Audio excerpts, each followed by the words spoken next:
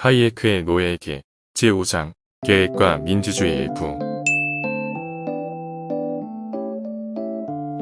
서적 개인들에게 어떤 식으로 그들의 자본을 사용해야 하는지 지시하려는 정치각이 있다면 가장 쓸데없는데 정력을 쏟는 부담을 스스로 떠안으려는 것일 뿐만 아니라 어느 평의회나 상원에게도 안심하고 맡길 수 없는 권위를 차지하려고 하는 것이다.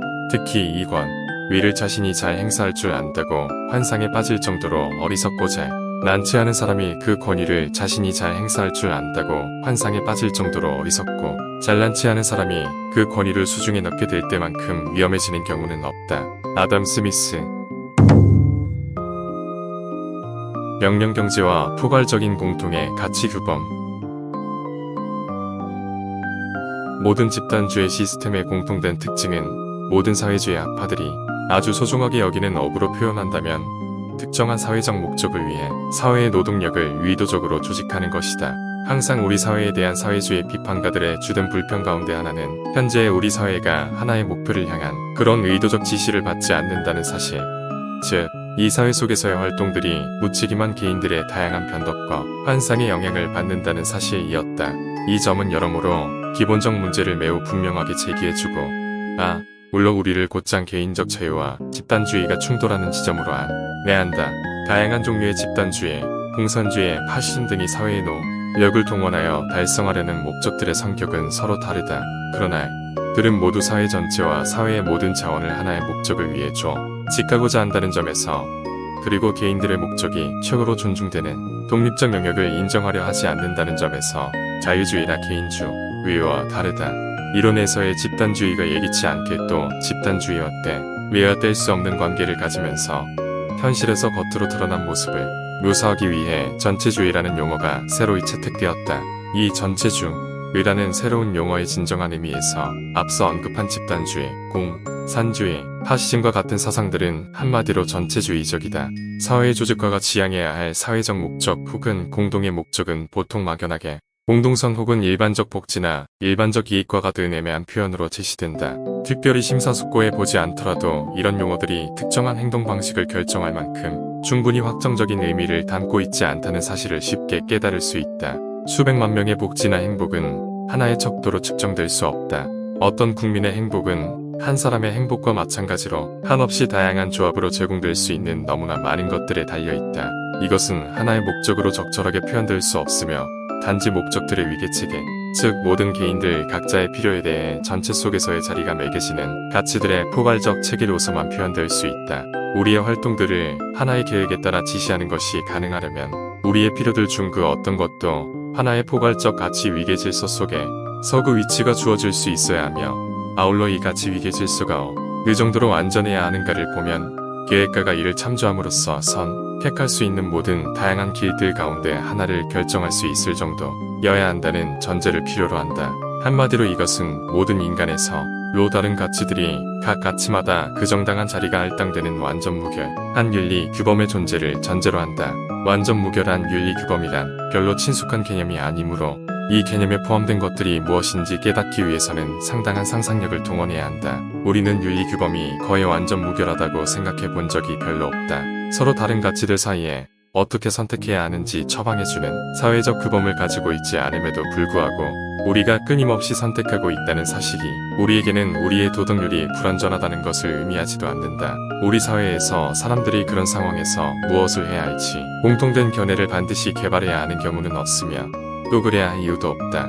그러나 사용 가능한 수단들이 모두 사회의 자산이며, 아울러 단일한 계획에 따라 사회의 이름으로 사용되도록 짜인 곳에서는 무엇이 행해져야 하는가에 대한 하나의 사회적 견해가 모든 의사결정의 향방을 정할 것임이 틀림없다. 우리가 그런 세계에 살게 된다면 우리는 즉각 우리 각자의 도덕률 사이에는 메워지지 않은 간격들이 가득하다는 것을 발견할 것이다. 여기에서 우리는 그런 완전 무결한 윤리 규범을 갖는 것이 바람직한지에 대한 의문에 관해서는 관심이 없다. 단지 지금까지 문명이 성장은 개인들의 행동이 고정된 규칙들에 의해 제약받던 영역들이 꾸준히 감소하는 현상을 동반하며 이루어졌다는 점은 지적할 수 있다. 우리의 공통된 윤리 규범을 구성하는 규칙들의 수는 점차 더 적어졌으며 그 성격에서도 더 일반적 성격을 띠게 되었다. 원 시인은 그의 일상활동들 대부분이 정교한 의식에 의해 제약받았고 무수히 많은 각종 금기에 의해 한정되었으나 이로부터 도덕률은 점점 더 개인이 원하는 대로 행동할 수 있는 영역의 경계를 정해주는 일반적 제한의 성격을 띄었다.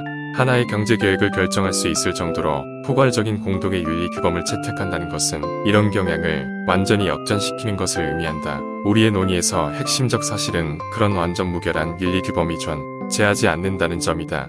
만화의 계획에 따라 모든 경제활동을 지시하려는 시도는 무수한 의문을 제기하게 할 것이고 이 의문들에 대해 한 답변이 근거로 삼아야 할 것은 오직 윤리 규범뿐이지만 문제는 현존하는 윤리들 속에는 무엇이 구체적으로 행해져야 한다는 것에 대한 합의된 견해가 들어있지 않으므로 그 어떤 답변도 줄 수 없게 된다. 사람들은 그와 같은 의문들에 대해 정해진 견해가 없거나 상충하는 견해를 가지고 있다. 왜냐하면 우리가 살았던 자유사회에서는 이 의문들에 대해 생각해 볼 기호가 없었으며 이 의문들에 대해 공통된 견해를 형성할 기회는 더더욱 없었기 때문이다. 개인적 목적과 사회적 목적. 우리는 이처럼 모든 것을 포괄하는 가치척도를 가지고 있지 않을 뿐만 아니라 서로 가용자원을 먼저 사용하려고 경쟁하는 무수히 많은 사람들의 무수히 다양한 필요들을 이해하고 각각의 필요에 대해 그 중요성의 경중을 가린다는 것도 불가능하다. 이 문제에서는 어떤 사람이 소중히 여기는 목적들 속에 그 자신의 개인적 필요들만 들어있는지 아니면 그에 가까운 혹은 보다 먼 동료들의 필요들도 함께 들어있는지는 별로 중요하지 않다. 즉, 통상적 의미에서 그가 자기중심적이든 아니든 그것은 별로 중요하지 않다. 가장 중요한 요점은 그 누구든 어떤 한 사람이 한정된 분야 이상을 조사하고 한정된 수 이상의 필요에 대해 그 시급성을 모두 인식한다는 것은 불가능하다는 사실이다. 그가 자신의 육체적 필요에 관심이 쏠려있든 아니면 모든 아는 사람들의 복지에 따스한 관심을 가지고 있든 상관없이 그 사람 자신이 관심을 가질 수 있는 목적들의 범위는 언제나 모든 인간들의 필요에 비하면 너무나 작은 편린에 불과할 것이다. 이것이 모든 개인주의 철학이 기초하는 궁극적 사실이다. 자주 단언하는 것과는 달리 개인주의는 사람이 자기중심적이라거나 이기적이라거나 혹은 그래야 한다고 가정하지 않는다. 개인주의는 단순히 논지할 여지가 없는 다음과 같은 확실한 기본적 사실로부터 출발한다. 우리의 상상력의 한계로 우리는 우리들의 가치척도 속대 사회 전체의 필요들 가운데 일부분 이상을 포함할 수 없으며 또 엄격하게 말해서 가치의 척도들은 개인 각자의 정신 속에서만 존재하기 때문에 불가피하게 개인들마다 다르고 또 상충될 때가 많은 각 개인들이 지닌 가치의 단편적 척도 이외에는 아무것도 존재하지 않는다. 이 사실로부터 개인주의자들은 개인이 정해진 한계 안에서는 다른 사람의 가치나 선호에 의해서가 아니라 자기 자신의 가치나 선호에 의해서가 아니라 자기 자신의 가치와 선호에 따라 행동할 수 있어야 한다고. 즉, 이 영역들 안에서는 개인의 목적 체계가 최고의 선이며 다른 그 누구의 그 어떤 지시에도 종속되지 않는다고 결론짓는다. 개인주의 입장의 본질은 바로 개인을 자기 자신의 목적에 대한 최종적 재판관으로 인식하는 것, 즉 가능한 한 자신의 견해가 자신의 행동을 지배해야 한다는 믿음이다. 개인주의는 물론 사회적 목적이 있을 수 있다는 것, 혹은 보다 정확하게 말하자면 개인의 목적들이 우연히 일치해서 여러 사람들이 그 일치된 목적을 추구하기 위해 결합하는 것이 바람직한 상황이 다는 것을 배제하지 않는다. 그러나 개인주의는 그러한 공동의 행동을 개인들의 견해가 일치하는 경우로 한정한다. 개인주의의 관점에 서보면 이른바 사회적 목적이란 단지 많은 개인들의 동일한 목적에 불과하다. 다시 말해 사회적 목적이란 개인들이 자신의 욕구를 만족시키는 데 있어 자신이 다른 사람들의 도움을 받는 대신 크고 답으로 기꺼이 그 달성에 기여하고자 하는 공동의 목적에 불과하다. 그래서 공동행위는 공동의 목적이라고 사람들이 합의한 분야에 한정된다. 이것이 공동의 목적이라고는 하지만 각 개인들에게는 최종 목적이 아니고 단지 각 개인들이 사용하는 수단에 불과한 경우도 아주 흔할 것이다. 사람들은 공동의 목적이 그들에게 최종 목적이 아니고 단지 매우 다양한 최종 목적들에 봉사할 수 있는 수단일 경우에 오히려 공동행위에 대해 의견이 일치할 가능성이 가장 높아진다. 개인들이 공동의 목적을 실현하려고 협조적 노력을 결합하기 위해 결성하는 국가와 같은 조직들은 그 자체의 목적과 수단의 시스템을 가진다. 그러나 이렇게 결성된 그 어떤 조직도 국가의 경우에는 그 어느 누구보다도 훨씬 더 큰 힘을 가지고 있지만 별개에 제한된 그 자체의 영역을 지니고 있다. 그래서 그 영역 안에서만 그 조직의 목적들이 최고의 선이 될 뿐이며 그 영역 밖에서는 그 조직의 목적들이 반드시 최고의 선이 되지는 않는다. 그러므로 이런 조직도 결국 다른 여러 사람들 중에 한 사람 펄슨에 불과하다는 성격은 변하지 않는다. 이 영역의 한계는 개인들이 특정한 목적들에 대해 견해가 일치하는 정도에 의해 결정된다. 특정한 행위에 대해 개인들이 동의할 가능성은 그와 같은 행위의 범위가 확장됨에 따라 필연적으로 감소한다. 국가의 여러 기능과 관련해서 생각해보면 어떤 기능의 경우에는 국가에 의한 그 기능의 행사에 대해 시민들이 실질적으로 만장에 치를 해주었을 것이고 또 다른 기능의 경우에는 절대적 다수가 동위에 있을 것이다.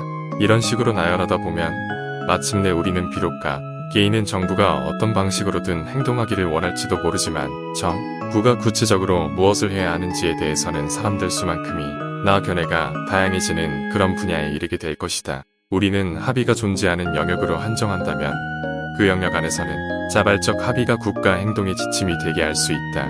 그러나 국가가 그런 합의가 존재하지 않는 분야에서도 직접적 통제를 행사하게 되면 국가는 개인의 자유를 억압하게 된다. 그뿐만 아니라 불행하게 또 우리는 공동행위의 영역을 무한정 확장시키면 개인들이 자신의 영역 안에서도 자유롭게 남겨질 수 없다. 일단 국가가 모든 수단을 통제하는 공공부문이 전체의 일정 비율을 넘어서게 되면 국가행동의 영향은 전체 시스템을 지배하게 된다.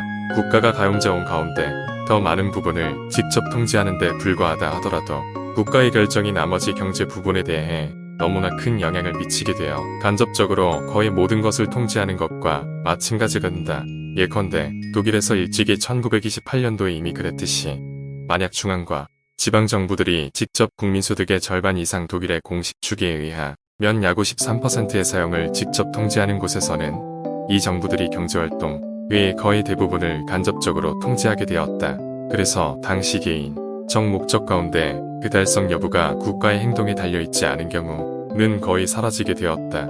그렇다면 국가 행동의 지침이 되는 가치의 사회적 척도는 실질적으로 거의 모든 개인의 목적들을 포괄해야 한다. 방법에 관한 의견 일치와 목적에 대한 의견 불일치. 민주주의 체제 아래에서 현재보다 더 깊은 수준의 합의가 있어야 비로소 실행 가능한 계획이 실행될 때 그 결과가 어떻게 될지 상상하기는 어렵지 않다. 사람들은 지시경제가 더 큰 번영을 가져다 줄 것이라는 믿음 때문에 지시경제의 채택에 동의했을 수 있다. 그런 결정에 이르는 토론 과정에서 어떤 이들은 계획의 목적을 공공복지라는 용어로 묘사했을 수 있으나 이 용어를 통해 계획의 목적에 대한 진정한 합의가 없었다는 사실을 감추고 있을 뿐이다.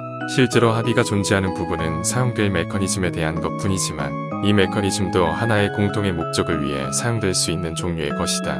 그래서 이 메커니즘을 실행에 옮기기 위해 집행당국으로서는 하나의 유일한 계획이 필요하고 이에 따라 하나의 특정한 계획이 구체화되는 순간 공동의 목적에 대한 합의가 없었기 때문에 도대체 모든 행위들이 지향해야 할 목표가 정확히 무엇인지에 대한 문제가 발생할 것이다. 그렇게 되면 계획의 방법이 바람직하다고 합의하였더라도 그 계획이 봉사해야 할 목적에 대한 합의가 없어 실제의 계획이 지지받지 못할 수 있다. 목적에 대한 동의가 없는 상태에서 사람들이 중앙 집권적 계획이 있어야 한다는 데 대해서만 동의하는 것은 비유하자면 마치 한무 위에 사람들이 어디로 갈지 동의하지 않은 상태에서 여행을 함께 떠나기로 하는 것과 같다고 할 수 있다. 결과적으로 그들은 모두 여행을 해야 했을 수 있으나 대개의 사람들에게는 원치 않았을 여행이 되고 만다. 계획은 우리가 평소에 익숙한 정도보다 훨씬 더 많은 수의 주제에 대해 동의가 필요한 상황을 초래할 뿐만 아니라 계획체제에서는 서로 동의할 수 있는 과업들에 한해서만 집단적 행동이 가능하도록 그 범위를 제한할 수 없으며 어떤 행동이든지 간에 이것이 취해지기 위해서는 모든 일에 대해 동의를 억지로 만들어내도록 강요받는다. 이 점은 계획체제의 성격을 결정하는데 무엇보다도 크게 기여하는 특징 가운데 하나이다. 의회가 포괄적 경제계획을 수립해야 한다는 것이 만장일치로 드러나 국민들의 뜻이라고 말할 수 있을지 모른다. 그러나 이렇게 선언한다고 해서 국민이든 국민의 대표들이든 특정 계획에 대해 반드시 동의하는 것은 아니다.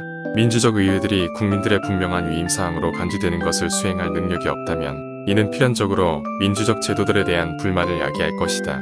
국회는 맡겨진 일을 하라고 뽑혔으나 이를 수행할 수 없거나 무능하고 비능률적인 말만 무성한 곳으로 간주될 것이다. 효율적 계획이 이루어지려면 지시가 정치로부터 분리되어야 하고 전문가들, 연구적 관료들 혹은 독립적 자율기구들의 손에 계획을 맡겨야 한다는 확신이 점차 커지게 될 것이다. 이런 어려움은 사회주의자들에게 잘 알려져 있다. 외부가 과업을 제대로 극복하지 못하는 영국, 하원의 커져가는 무능에 대해 불평하기 시작한 지 곧 반세기가 된다더 최근에는 H.J. 레스키 교수가 이 주장을 다음과 같이 좀 더 자세히 설명하였다. 현재의 의회제도가 무수히 많은 사안에 대한 복잡한 입법안들을 빠르게 처리하기에는 상당히 부적절하다는 것은 모두 다 안다. 정말로 국민정부는 하원에서 세밀한 논쟁을 거치지 않고 행정부 위임 입법이라는 도매를 통해 경제조치 및 관세 조치들을 집행함으로써 실질적으로는 하원의 커지는 무능을 인정하였다. 노동당 정부라면 내가 추정하기로는 이런 광범한 선례를 이용할 것이다. 노동당 정부는 아마도 하원이 기능을 적절히 수행할 수 있는 두 가지, 즉 불만의 분출구 기능과 법안의 일반 원칙에 대한 토론 기능으로 한정할 것이다. 하원에서 토의가 된 법안들은 해당 정부 부처의 광범한 권한을 위임하는 일반적 규정의 형태를 띌 것이다. 그리고 그런 권한은 필요하다면 불신임 투표라는 수단을 통해 하원이 도전할 수 있는 평의회 명령에 의해 더 강하게 재확인되었다. 만약 현존 의회 절차가 인가하는 의사진행 방해라는 정상적 방법으로 인해 사회주의화의 과정이 망쳐지지 않게 하려면 행정부 위임 입법의 확장은 불가피하다. 같은 논문의 말이에서 레스키 교수는 사회주의 정부가 민주적 절차에 의해 너무 구속당하는 것을 용납하지 않을 것이라는 점을 분명히 하기 위해 사회주의로 이행하는 전환기에 노동당 정부가 차기 총선의 승패에 따라 자기 당의 조치들이 번복될 위험을 무릅쓸 것인 지에 대해 그 대답에 대해 거의 언급하지 않았지만 의문을 제기하고 있다. 국가활동 범위의 확대와 의견 일치 가능성의 축소 2부에서 다시 만나겠습니다.